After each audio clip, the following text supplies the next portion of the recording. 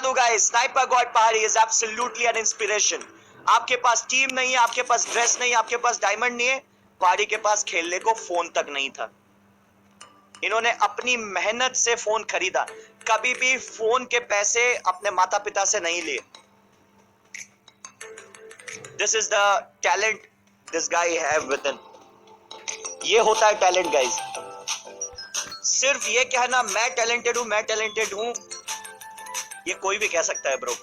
दम है तो इस लड़के की तरह काम करके बताओ। मुझे ऑनेस्टली स्पीकिंग गाइस, मुझे मैं ये बात ऑन स्क्रीन कहता हूं अभी कि मुझे कई बार पर्सनली बहुत बुरा लगता है जब कोई पहाड़ी को क्रिटिसाइज करता है ना, कि आप कोई ग्लिच यूज करते हो, आप कोई ये यूज करते हो, वो यूज करते हो। भाई मैं बता दूं, कहना बड़ा आसान है, करके बताओ। मैं सिर्फ इतना ही रिक्वेस्ट करूंगा कि भाई इस बड़े खिलाड़ी को यार कोई क्रिटिसाइज मत करो। बहुत स्ट्रगल करके ये बंदा यहाँ पे आया है, बहुत ज्यादा स्ट्रगल करके आया है यहाँ पे। ये कहना बहुत आसान है, इसने ये किया, इसने वो किया। भाई उसने जो किया है ना, वो मुझे नहीं लगता कि हम में से कोई कर पाएगा। ठीक है, पहाड़ी ने जो किया है ना, वो हम में से कोई नहीं कर पाएगा गाइस। ई स्पोर्ट्स में तो मुझे मुश्किल लग रहा है कि कोई खिलाड़ी होगा जिसकी स्टोरी जो है पहाड़ी जितनी यूनिक होगी। जिस बंदे ने अपने घर का खर्चा उठाया, बहनों की शादी कराई, खुद का मोबाइल फोन खुद खरीदा, इससे बड़ा खिलाड़ी और हो नहीं सकता गाइस। इससे बड़ा खिलाड़ी और हो नहीं सकता। ये फ्री फायर गेम का नहीं गाइस, ये जिंदगी का खिलाड़ी है गाइस, बहुत लंबा खिलाड़ी है। सक्सेस स्टोरी पे स्नाइपर गॉड पहाड़ी के जी गाइस, दिल्ली के एक सीधे साधे साधारण घर में इनका जन्म हुआ है। वैसे ये एक्चुअली इनकी ओरिजिन जो है उत्तराखंड के अल्मोड़ा से आते हैं, और पहाड़ी की जो सक्सेस स्टोरी है वो काफी लोगों को इंस्पायर करेगी गाइस। क्योंकि मैं बता दूं, ये दो बहनों के बाद जो हैं इकलौते भाई हैं, तो इनके ऊपर ना सिर्फ घर की बल्कि अपनी बहनों की शादी की जिम्मेदारी भी थी। और इसके अलावा स्नाइपर गॉड पहाड़ी का गेम जो ये खेलते हैं फ्री फायर में, इनकी शुरुआत भी बड़ी मुश्किल थी। जब ये मुझसे मिले थे क्रिटिकल एक्स में, जब मैं इस टीम का मैनेजर हुआ करता था, तो पहाड़ी से जो है मैंने देर रात को छत पे ये चीज सुनी थी कि कितना स्ट्रगल किया है लड़के ने। और इन्होंने जो पहला गेम खेला था फ्री फायर का, वो सैमसंग के एक बहुत ही पुराने फोन में खेला था, और वहां से लेकर उन्होंने अपना चैनल खोला। इनकी पहली जो गिल्ड थी उसका नाम था गुची गैंग। बट क्योंकि हम सबको पता है कि गुची गैंग जो थी, उनके प्लेयर्स जितना अच्छा खेलते थे, वो प्लेयर्स उतने ज्यादा कंट्रोवर्शियल होते थे।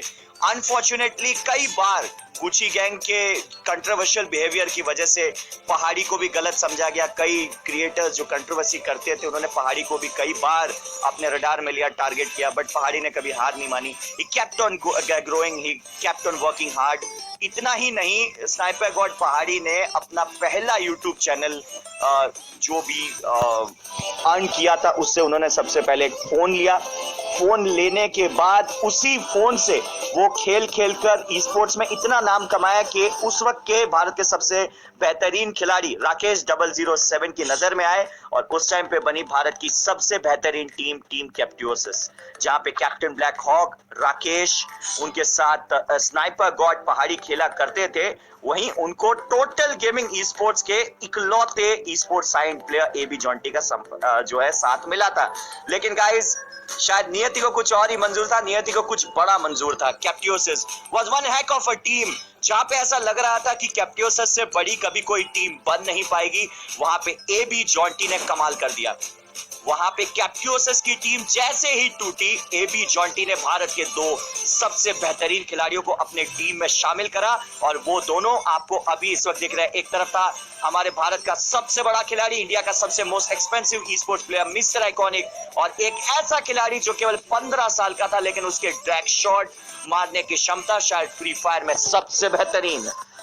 और उसके बाद बारी आई टीम के नाम रखने की, तो वो नामकरण, थोड़ा क्रेडिट ले ही लेता हूँ, वो नामकरण क्रिटिकल एक्स ने मेरे ऊपर सौंपा था कि what you would like to give this name, मतलब इस टीम को क्या आप नाम देना चाहोगे, what should be the name. I said इससे बेहतरीन टीम हो नहीं सकती है, so why don't we call them the elite, मतलब इससे बेहतर और कुछ हो नहीं सकता।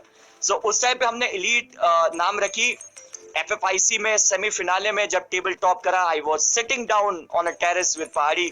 मैंने पूछा था पहाड़ी से कि अपने लाइफ के बारे में कुछ बताओ। पहाड़ी ने कहा था, रॉकी भाई मेरी जिंदगी का लक्ष्य जो है बहुत बड़ा है, मुझे अपनी ना सिर्फ सिस्टर मेरी जो सिस्टर्स हैं उनकी शादी करनी है, बल्कि मैं चाहता हूं कि जितना स्ट्रगल मुझे मेरी मम्मी ने बड़ा करने में किया है, उतना मैं कामयाब होके जो है उनके काम आ सकूं।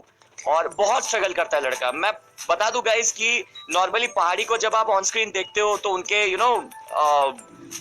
कलर्ड बाल और स्टाइल को देख के आपको लगता होगा कि बहुत ही स्टाइलिश होगा, ऐसा होगा। नहीं, स्टाइलिश है पहाड़ी, बट दिल से एकदम साफ है। वो भोला भाला बच्चा बोलते हैं ना, पहाड़ी बिल्कुल वैसा है।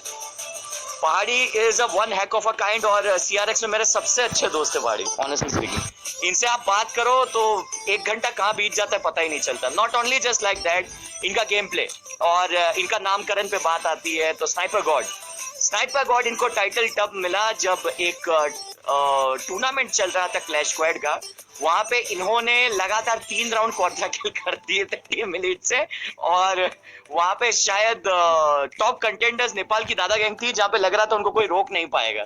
बट फॉर्चुनेटली वहां पे पहाड़ी ने अकेले बैक टू बैक 3 राउंड में क्वाड्रा किल मारे थे with the help of snipers. और उस टाइम पे मतलब मेरा रिएक्शन था कि मैं कुर्सी से खड़ा हो गया था। तो उस टाइम पे मैंने कहा, he is not just a good player with sniper, I said he is a sniper God. तो बंदों ने स्पैम करना शुरू कर दिया, स्नाइपर गॉड। उस दिन से इनका नामकरण हो गया, he is the sniper God पहाड़ी। और इतना ही नहीं, पहाड़ी का सपना बहुत